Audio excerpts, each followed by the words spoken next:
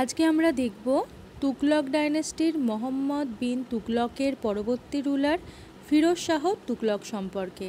তিনি 1351 থেকে 1388 খ্রিস্টাব্দ পর্যন্ত সিংহাসনে রাজত্ব করেছিলেন এবং এই ডাইনেস্টির শেষ শক্তিশালী রুলার ছিলেন এবং ইনি একজন দয়ালু এবং দায়িত্ববান রুলার বলেও পরিচিত। তিনি ইতিহাসে বহু ইতিবাচক কাজ করে গেছেন এবং সাকসেসফুলও হয়েছেন। দেখা যাক, শুধু এক্সাম ওরিয়েন্টেড প্রশ্নগুলো কিন্তু এখানে আমরা করে নেব।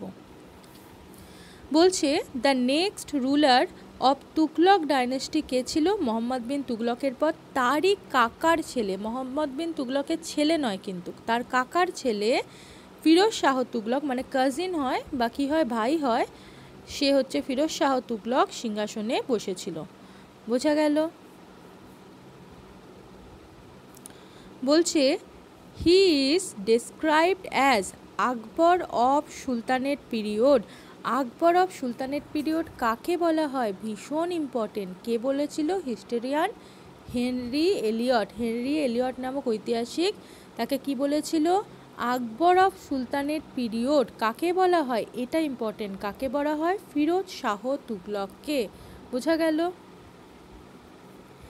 এবার বলছে he repaired a number of canals and develop irrigation system. তিনি কিন্তু কৃষির ক্ষেত্রে উন্নয়নের জন্য অনেক খাল, সেচ ব্যবস্থার উন্নয়নের জন্য কি করে?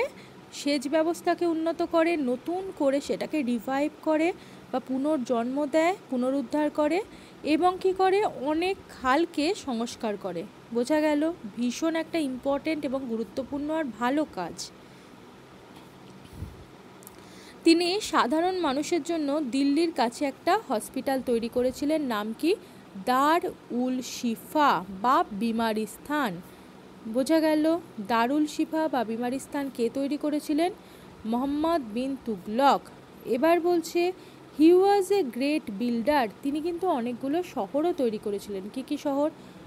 ফিরোজাবাদ ফিরোজ শাহ তুগলক তৈরি করেছিলেন, জৌনপুর ফিরোজ শাহ তুগলক তৈরি করেছিলেন, ফতেহাবাদ এটাও ফিরোজ শাহ তুগলক তৈরি করেছিলেন। এতগুলো শহরকে তৈরি করেছিলেন Firoz Shah Tughlaq. The two pillars of Ashoka, one from Topra. অশোকের সময় যে দুটো পিলার ছিল তার মধ্যে একটা তোপরা থেকে পাওয়া গিয়েছিল আর একটা কোথায়? মিরাট থেকে। হরিয়ানার তোপরা আর উত্তরপ্রদেশের মিরাট থেকে এই অশোকের দুটো স্তম্ভ পেয়েছিল, যেটা দিল্লিতে আনা হয়েছিল কার সময়? ফিরোজ শাহ তুগলকের সময়। বলছে তিনি দিওয়ানি খয়রাত।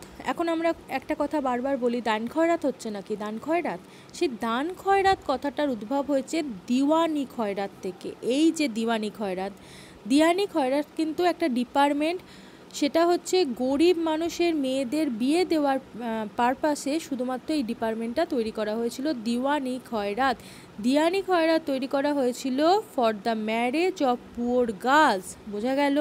কে তৈরি করেছিলেন? ফিরোজ শাহ তুগলক।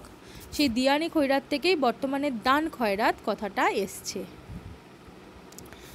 বলছে হি এস্টাবলিশ অ্যান এমপ্লয়মেন্ট ব্যুরো, মানে এখনকার মডার্ন যুগে মানুষকে কাজ দেওয়ার জন্য বহু এমপ্লয়মেন্ট ব্যুরো রয়েছে, তখনকার যুগেও কিন্তু তিনি তৈরি করেছিলেন ভীষণ মডার্ন একটা ডিসিশন সলভ করার জন্য। কি? Unemployment problem. আনএমপ্লয়মেন্ট প্রবলেমটা সলভ করার জন্য তিনি এমপ্লয়মেন্ট ব্যুরো তৈরি করেছিলেন। তিনি আরেকটা ডিপার্টমেন্ট তৈরি করেছিলেন, দিওয়ানি বন্দেগান। বন্দেগানটা কি? স্লেভদের ডিপার্টমেন্ট। বোঝা গেল? দিওয়ানি খয়রাত, দিওয়ানি বন্দেগান কার তৈরি? সবই ফিরোজ শাহ তুগলকের তৈরি। কিন্তু দিওয়ানি কোহি, সেটা কিসের ডিপার্টমেন্ট? এগ্রিকালচার ডিপার্টমেন্ট বা কৃষি ডিপার্টমেন্ট, সেটা তৈরি করেছিল মোহাম্মদ বিন তুগলক। এবার বলছে তিনি কি করেছিলেন? দাগ আর হুলিয়া সিস্টেম, এটা কার সাথে যুক্ত? সেনাবাহিনীর সাথে যুক্ত, তাই তো? এটা অ্যাবলিশ করে দিয়েছিলেন বা বন্ধ করে দিয়েছিলেন। আচ্ছা, এই দাগ আর হুলিয়া সিস্টেম কে প্রবর্তন করেছিল? কোন সুলতান রুলার? খলজি ডাইনেস্টির রুলার আলাউদ্দিন খলজি। দাগটা কী ছিল? দাগটা ছিল মিলিটারির যে সমস্ত ঘোড়া, সেই ঘোড়াগুলোকে স্পেশালি চিহ্নিত করার জন্য তাদের গায়ে একটা খোদাই করা হতো, সেটাকে বলা হতো দাগ। আর সৈন্যবাহিনীর গায়ে পার্টিকুলার সেনা, এই মানুষটা যে সাধারণ মানুষ নয়, একটা সেনাবাহিনীতে যুক্ত মানুষ, সেটা সে যে কোনো অবস্থায় তাকে চিহ্নিত করার জন্য তার গায়ে খোদাই করা হতো দেহের মধ্যে, সেটাকে হুলিয়া, সেটা চিহ্নিতকরণের একটা উপায় হিসাবে ব্যবহার করা হতো। এটা সৈন্যবাহিনীর গায়ে, এটা কি ঘোড়ার গায়ে। তো এই দুটো নিষ্ঠুর সিস্টেম তিনি বন্ধ করে দেন। তিনি যথেষ্ট দয়ালু এবং ইতিবাচক মানসিকতার লোক ছিলেন। আবার তিনি কী করেছিলেন, জেলে থাকা বন্দীদের ওপর যে অমানসিক অত্যাচার তিনিই প্রথম বন্ধ করেন। এটা কিন্তু ভীষণ ইম্পর্টেন্ট, মনে রাখতে হবে। তারপর বলছে হি সিজ 24 আননেসেসারি ট্যাক্সেস। তিনি কি করেছিলেন, তার সময় 24 ধরনের আননেসেসারি ট্যাক্স ছিল, সেগুলোকে বন্ধ করে মোটে 4 ধরনের ট্যাক্সের প্রবর্তন করে। বোঝা গেল? সেই 4 ধরনের ট্যাক্স কি ছিল? একটা হচ্ছে জিজিয়া, এটা নন মুসলিমদের ওপর ট্যাক্স। আর কি, এখনকার যুগে যে প্রপার্টি ট্যাক্স দেওয়া হয়, সেটা তখনকার যুগে ছিল 2%। তার নাম কি ছিল? জাকাত। বোঝা গেল? 2% tax of property, that is জাকাত। এছাড়া রয়েছে খারাজ, এটা হলো এই যে জমিতে উৎপন্ন ফসল বা যা কিছু তার 1/10, 10 ভাগ, মানে 10টা উৎপন্ন হলে একটা দিতে হবে কি সরকারকে। এই যে ট্যাক্স, এটাকে কি বলা হতো? খারাজ, তার মানে ল্যান্ড ট্যাক্স। খারাজ আর কিছুই না, ল্যান্ড ট্যাক্স, এই ফিরোজ শাহ তুগলকের সময়। এবং খামস বলছে যে ফিরোজ শাহ তুগলক তো দিল্লিতে রাজত্ব করতো, বিভিন্ন জায়গায় বিভিন্ন প্রতিনিধি রুলার রেখেছিল। এই প্রতিনিধি রুলার হোক বা যে কেউ হোক, কোনো জায়গায় যুদ্ধে জয়লাভ করলে বা লুটতরাজে জয়লাভ করলে সেই জয়লাভ করা সম্পদের 1/5 পাঠিয়ে দিতে হবে কোথায়? দিল্লিতে। এই ট্যাক্সকে বলা হতো কি? খামস। বোঝা গেল? তো এই 4 ধরনের ট্যাক্স তিনি প্রবর্তন করেছিলেন, অকারণে প্রবর্তন করা 24টা ট্যাক্সকে সরিয়ে দিয়ে। তা ট্যাক্স সিস্টেমটা অনেক বেশি সরল করেছিলেন তিনি। এছাড়াও তিনি আরেকটা ট্যাক্স প্রবর্তন করেছিলেন, তাকে কি বলা হয়? সার্ভ নামে একটা ট্যাক্স প্রবর্তন করে কে? ফিরোজ শাহ তুগলক। বোঝা গেল? এবার বলছে তিনি কিন্তু একটা নতুন এগ্রিকালচার ডিপার্টমেন্ট তৈরি করেছিল, আমিরি কোহি। তাহলে কে তৈরি করেছিল? ফিরোজ শাহ তুগলক।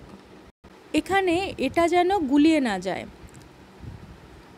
মোহাম্মদ বিন তুগলক কিন্তু একটা এগ্রিকালচার ডিপার্টমেন্ট তৈরি করেছিল, সেটার নাম ছিল দিওয়ান-ই-কোহি। ওখানে ছিল দিওয়ান, আর এটা হয়ে গেল আমির। তাহলে কি এগ্রিকালচার ডিপার্টমেন্ট আমির-ই-কোহি কে তৈরি করেছিল? ফিরোজ শাহ তুগলক। কিন্তু যদি প্রশ্নে আসে এগ্রিকালচার ডিপার্টমেন্ট দিওয়ান-ই-কোহি, দুটো নাম আলাদা, ওটা দিওয়ান-ই-কোহি আর এটা আমির-ই-কোহি। দিওয়ান-ই-কোহি কোন সুলতান তৈরি করেছিল? উত্তর হবে মোহাম্মদ বিন তুগলক। গুলিয়ে যেন না যায়। দিওয়ান-ই-কোহি তৈরি করেছিল মোহাম্মদ বিন তুগলক, আমির-ই-কোহি তৈরি করেছিল কে?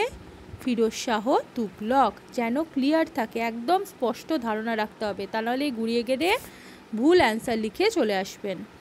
এবার বলছে the last ruler of Tughlaq dynasty was কি? সুলতান নাসিরউদ্দিন মুহাম্মদ তুগলক বা মুহাম্মদ শাহ তুগলক।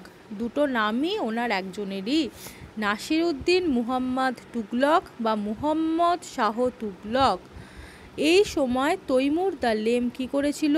ভারত আক্রমণ করেছিল 1398 সালে। তাহলে তৈমুর যখন ভারত আক্রমণ করেছিল তখন তুগলক ডাইনেস্টির রুলার কে ছিল? নাসিরউদ্দিন মোহাম্মদ তুগলক অথবা মোহাম্মদ শাহ তুগলক। বোঝা গেল? তো তুগলক ডাইনেস্টি সম্পর্কে আমরা এটাই জানবো। তাহলে 3টে ডাইনেস্টি সুলতানেট পিরিয়ডের হয়ে গেল।